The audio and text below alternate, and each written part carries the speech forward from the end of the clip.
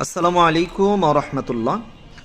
যে সকল আলেম ওলামাগণ শুধুমাত্র মসজিদ মাদ্রাসা নিয়ে সীমাবদ্ধ, এখান থেকে যেই হাদিয়া দেয় এটা নিয়েই তার আর্থিক ব্যবস্থাপনা চালান, আপনাদের জন্য বলতে চাই প্রিয় ভাই, আপনার স্ত্রী আপনার সন্তানের কিন্তু সুন্দর পোশাক পরিধান করা, সুন্দর খাবার খাওয়ার তাদের অধিকার আছে।